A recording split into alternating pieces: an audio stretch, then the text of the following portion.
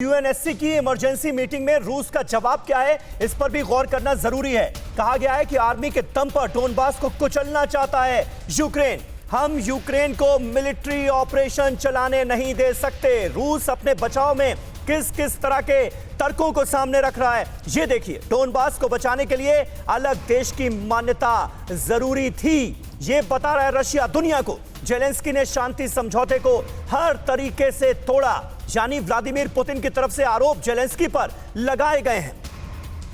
अभिषेक उपाध्याय हमारे संवाददाता लगातार हमारे साथ वॉर जोन से मौजूद हैं, खार्किव से मौजूद हैं। अभिषेक, ऐसे में अब आपको ग्राउंड पर होता हुआ क्या नजर आ रहा है, क्योंकि खबर यह भी है कि आज से जो रूस की मुद्रा है रूबल, वो चलनी वहां पर शुरू हो जाएगी डोनबास रीजन में। देखिए, डोनबास आप यूं समझ लीजिए कि पहले से ही वो पूरी तरह से रूस के कंट्रोल में था, लेकिन रूस ने उसको लेजिटिमाइज कर दिया। रूस ने उसको एक जैसे अपनी ओर से कहते हैं आधिकारिक मोहर वो लगा दी है। तो अब वहां पर रूस जो चीजें पर्दे के पीछे करता था, वो चीजें रूस वहां खुलेआम करेगा, और इसका फर्क निश्चित तौर पर यहां पड़ने जा रहा है।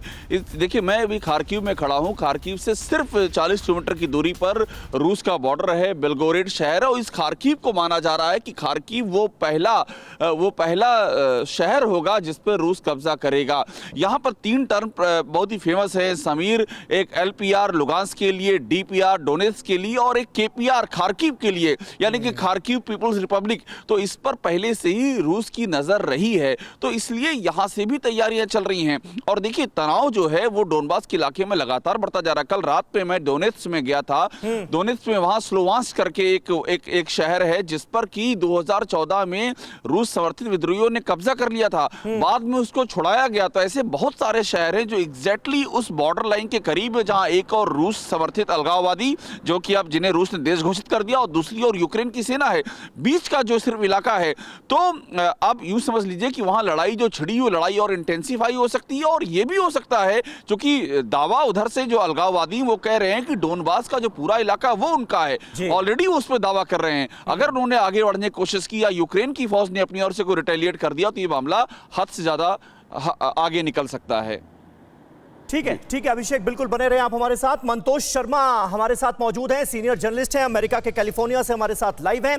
मंतोष जी, किस तरह से आप वर्ल्ड ऑर्डर चेंज होते हुए अब देख रहे हैं, इसकी संभावना कितनी ज्यादा बढ़ गई है? और रशिया ने जो कुछ किया है, व्लादिमीर पुतिन का ये कदम जो है, ये अमेरिका के सुपर पावर के तमगे पर बड़ी करारी चोट है। नहीं, पहला सवाल का जवाब दें आपको कि वर्ल्ड ऑर्डर चेंज नहीं होने जा रहा है। जो वर्ल्ड ऑर्डर 20 साल पहले था वो भी आज भी रहेगा, वही नाटो है।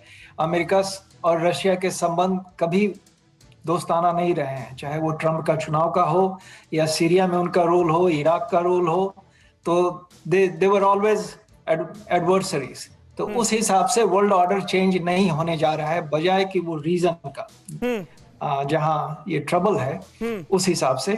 और थोड़ा सा मेरे ख्याल से रशिया का चाइना से जो दोस्ताना संबंध हो रहा है, वो world economic and trade order में चेंज होने जा रहा है। तो उस सामरिक दृष्टि से चेंज नहीं होने जा रहा है। रशिया हमेशा ही यूएस का एडवर्सरी रहा है और वो रहेगा। ये लास्ट मिनट डिप्लोमेटिक एफर्ट था यस्टरडे, जिसमें ये कहा गया था कि Biden is willing to talk to Mister Putin. ये एक लास्ट मिनट का था कि एक फेस सेविंग पुतिन को रास्ता दिया जाए, कि दोनों का शिखर सम्मेलन हुआ और उसके बाद समझाया गया एंड एस्केलेट नहीं हुआ माहौल। लेकिन जो भी हो रहा है अब तक, जो भी हो गया है, ये स्क्रिप्टेड था। दोनों देश अपने अपने स्क्रिप्ट पे चल रहे थे। डिप्लोमेटिक एफर्ट का प्रयास किया जा रहा था, सारे नाटो के सीनियर लोगों को भेजा जा रहा था। इवन म्यूनिख में कॉन्फ्रेंस हुआ, it was all scripted. They all knew where Putin is going, where Donbas में क्या होने जा रहा है। It was known to everyone. ऐसा पहले मालडोवा में भी किया, रशिया जॉर्जिया में भी किया। ठीक है। अड़ी सोमवार से शुक्रवार शाम 6 बजे सिर्फ TV9 भारतवर्ष पर।